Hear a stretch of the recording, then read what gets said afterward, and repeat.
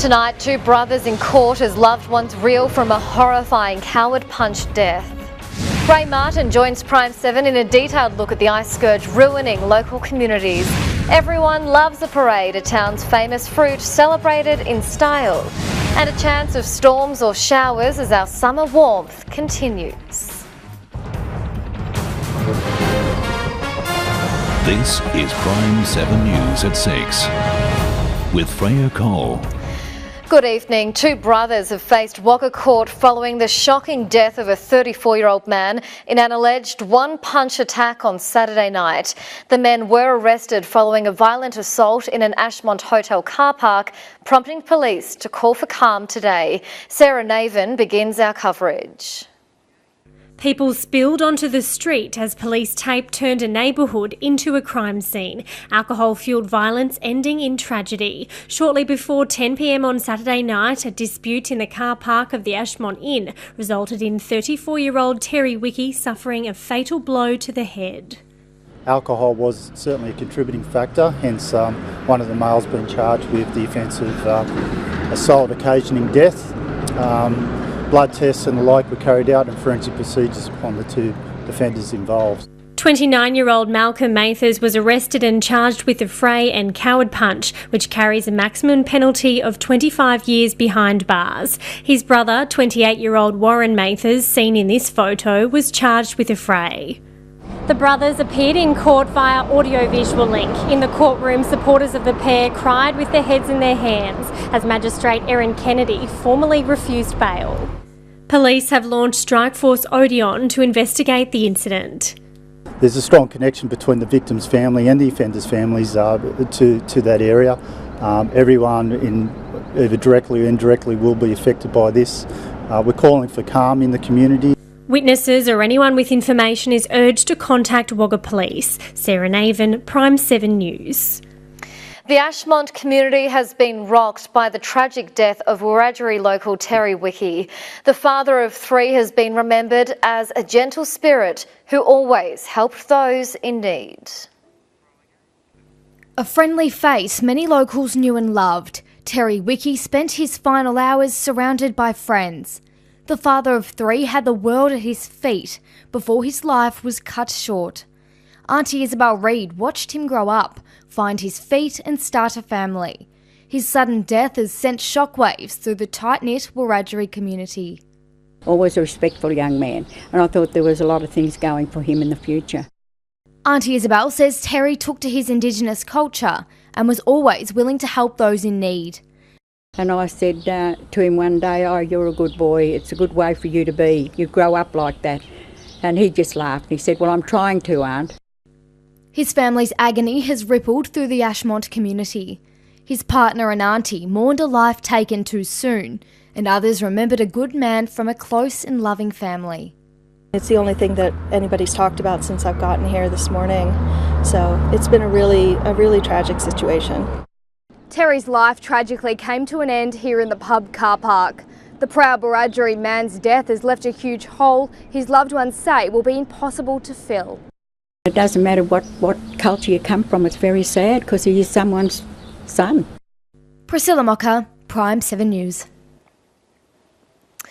Police are investigating the alleged sexual assault of a 19-year-old woman by three men in Junee. Shortly before 1 a.m. on Saturday, the victim was attacked in the laneway near the Locomotive Hotel.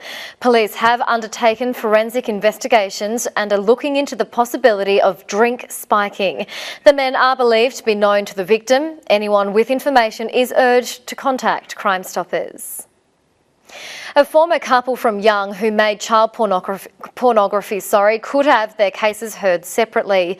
Reporter Priscilla Mocker has been following the case in the District Court. Priscilla, why is Judge Deborah Payne considering splitting their sentences? Well, Freya, the 49-year-old who can't be identified, told the court she didn't want to be in the same room as her co-accused. And the judge asked her to be quiet after her outburst, but said she believed the cases should be separated. And the woman's defence counsel agreed, arguing her client was forced by her partner to make the material. The accused woman laughed several times and was told repeatedly by the judge to be quiet. Her former partner hung his head throughout the hearing. His defence counsel are also pushing for the sentences to be separated. Thank you, Priscilla. Priscilla Mocker there. A former Cootamundra bank manager has pleaded guilty to dishonestly obtaining a financial advantage by deception. The 35-year-old allegedly skimmed more than $90,000 from customers' accounts earlier this year. Police have said the former Westpac employee used bank logins to access the accounts. It is a scourge that has taken so much from the country, our young people, our neighbourhoods, our strength and even some hope. Tonight here on PRIME7, a special investigation into the ice epidemic. It'll shine a light on the shocking untold stories many have been too afraid to touch. Ray Martin has witnessed firsthand how ice is tormenting communities in regional Australia. It's a really ugly, dangerous drug and it's not going to go away. Passionate about the country, Ray's joined the PRIME7 team to tell the story of a drug that has robbed so many. It seems to affect everybody. We had one town in Victoria in which they said the kids told us who were in rehab that 80% of those at school were using ice. 80%. The investigation comes at a time when ice use in regional Australia is surging. Since 2007, it's gone up 150%, while in the city it's increased by just 16%, and that's according to the very latest research from Flinders University.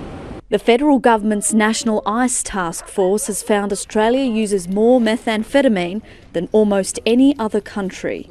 And in the regions, it's ripping communities apart. The police said to us it's what's happening behind closed doors. It's the families that are being devastated. Cherish your children. Cherish the time you got with them.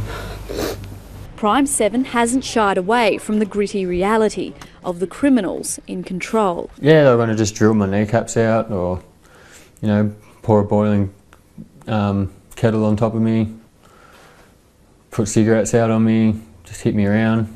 And police admit they're struggling. But they say they arrest a dealer today and there's another dealer tomorrow.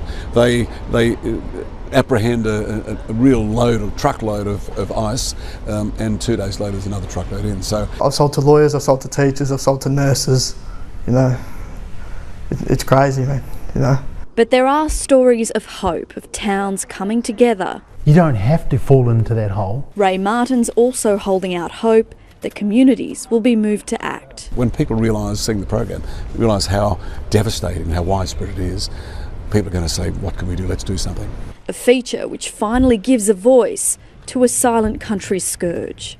Serena Nastasi, PRIME7 News. And our special investigation, Ice, the Scourge of Regional Australia, will air tonight at 7:30. Make sure you are watching tonight on PRIME7. A man has died after he was crushed by a hay bale while unloading a truck yesterday.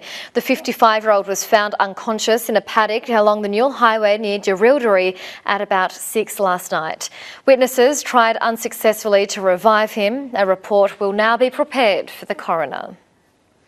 Albury teachers have protested against the sacking of 6 of their colleagues at the Manus prison farm. A 6-minute protest was held outside Member for Albury Greg Aplin's office this afternoon. The teachers were made redundant last week with no replacements announced. Recent cuts to the prison have seen the loss of almost 200 hours of vocational training.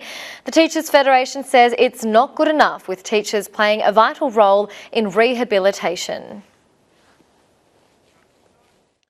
Oh, it's ridiculous. The prisoners are often where they are because they have been reluctant learners. Mr Pratt says the cuts will also hurt the Tumbarumba community, which is still reeling from a forced Shire amalgamation. A home invasion in Lake Albert has left a 38-year-old man with facial injuries. Police were called to Craft Street shortly before 3 a.m. on Sunday morning after the victim was assaulted by 3 males known to him. A 39-year-old man was arrested after returning to the property and charged with aggravated break and enter. Time now for a quick check of the weather, and it's pretty humid across the region, which is causing a bit of unsettled weather. Let's take a look at the maps. Well, as you can see on the satellite, there's a lot of cloud cover across the region, and as I mentioned, it's hot and humid, which is the main driver of unsettled weather. It was an incredibly warm night for some around the region, and we had stormy weather this afternoon around Wagga and surrounding districts, but it should start to settle by tomorrow. If we take a look at temperatures, Wagga got to a top of 34 today, 33 in Junee. Gundagai also reached 34 degrees. In Cootamundra, a warm one overnight, 19 degrees with a top of 33. Temora, scorching hot, 37. And in West Wyalong, an overnight low of 22 with a top of 35 degrees today. On the dams, we're sitting at 97% for Wyangala, 96 for Burrinjuck, and Blowering is sitting at 96% as well. I'll have the rest of the week's forecast for you right after sport. But still ahead for now, big-hearted bikers bring Christmas smiles to kids and a new life for an anxious pup and his owner. And at 6:30 tonight, why police think they're close to a breakthrough in a child abduction case that happened almost 50 years ago. The toll from one of America's deadliest fires in decades rises to 33. And New Zealand's leader John Key quits, saying he's got nothing left in the tank after 8 years. PRIME7 News, 6:30 tonight. Stay in touch 24/7 with PRIME7 News. Young's 67th National Cherry Festival has gone off with a bang. The event's show-stopping parade was a colourful celebration of the town and its favourite fruit. A vintage fire truck, sirens blazing, kicks off an iconic parade. Concerns a late start to the season would see reduced crowds were quickly cast aside, numbers on par with last year. Recently crowned Cherry Queen Gemma Long made her stately progress along Burrawa Street, followed by a stirring Highland tribute. For those who preferred something a bit quieter, the Young Town Band was out in force. Not to mention a host of local charities, this car later raffled off in the fight against motor neuron disease. Car enthusiasts looking for something with a bit more grunt weren't disappointed either. The symbol of the town, the humble cherry, put in an appearance as the parade drew to a close. But there was still plenty for festival goers to see in Anderson Park, with fairground rides and more live music. Chris Meldrum, PRIME7 News. An anxious puppy that couldn't be left alone had his loving owner at her wit's end. But a local vet has turned their lives around with a unique new service. And a warning, some of you may find the following images seriously cute. Bow-tied and doe-eyed, Pierre the miniature dachshund is hard to resist. He's happy and healthy as he approaches his first birthday, but Mum Jenny says things haven't always been this way.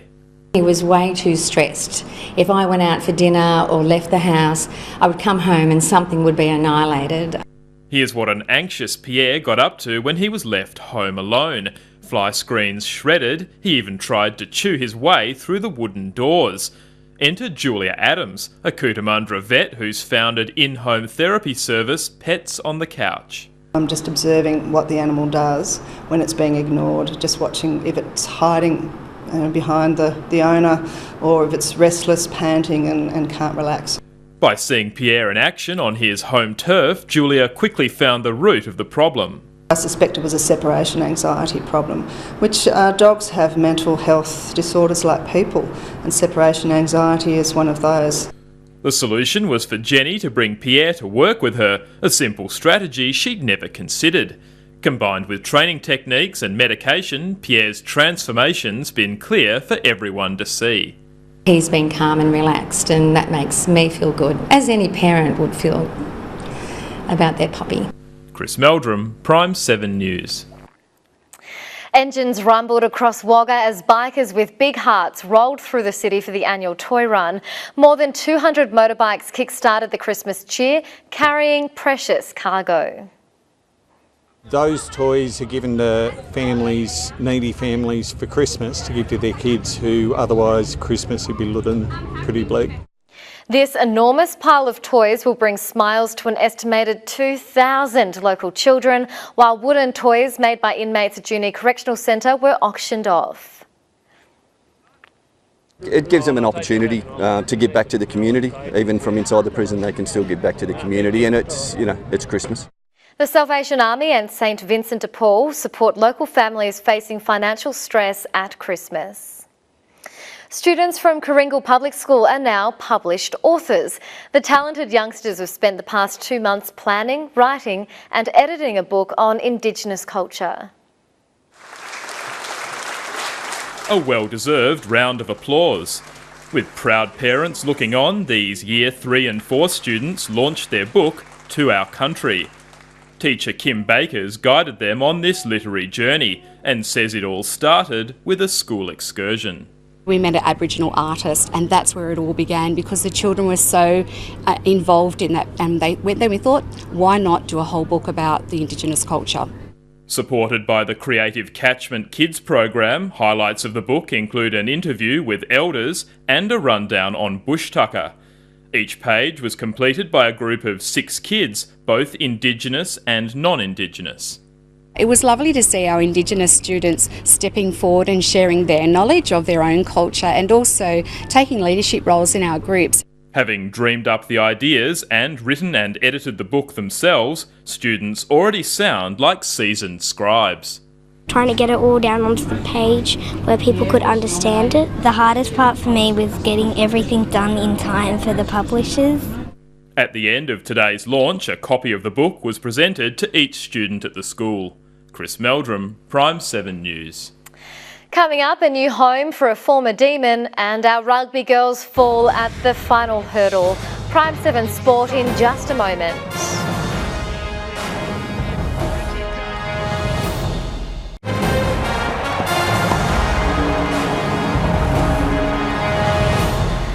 Wagga's Alicia Quirk and Batlow's Shani Williams have fallen at the final hurdle in the first of the Women's Rugby Sevens World Series. In a rematch of their heated gold medal game, the Aussies went down to their rivals from across the ditch. Our Aussies couldn't have asked for a better start to the Dubai Sevens. They cruised to the finals and didn't look like slowing down. The Aussies turn and Quirk reverts play back to the right side. Here's Dalton with Caslick outside. The weight on the pass is perfect, and here she goes, Caslick. This was their semi-final against England. A lethal attack teamed with rock-solid defence saw the girls in green and gold beat the Brits 31-10. This is going to set up what might be a match-winning lead for Australia. That's when they met their biggest rivals on the main stage. After claiming gold over the New Zealanders in Rio, the Aussies were shocked. The New Zealanders began this play behind their own try line. A full field effort saw them outclass the Aussies to put them in front. She steers towards Caslick, then angles the other way. Woodman, she's got game. Woodman, she's back, baby. Coach Tim Walsh blamed a lack of solid tackles for the 17-5 loss. Quirk goes looking for the turnover. Goss instead fishes it out for New Zealand. They currently sit second on the World Series ladder behind New Zealand. Lauren Markham, PRIME7 News. While a night match win for South Wagga over Lake Albert ended any chance for Coringal or Wagga City to make the one-day final, at the time they were playing for the deciding spot, and neither side held back. City managed a total of 5 for 160 in their 40 overs, leaving Coringal with an average chase. It was closer than they expected, but the Colts finished ahead with 2 balls and 3 wickets in hand. The Colts now sit third after going down to the top 2 sides. Wagga's Max King will call the new footy club home in 2017 after he was delisted by Melbourne last month. King will remain in Victoria after being rookie drafted to the Demons in 2013. King will line up alongside fellow former Wagga Tigers player Dale Walker in the Eastern Football League. He's signed with South Croydon. King played only 1 season for the Tigers before pursuing his AFL dream south of the border. Well, that's all we have in Monday Sport, but stay with us. We'll have the weather for the working week in just a moment.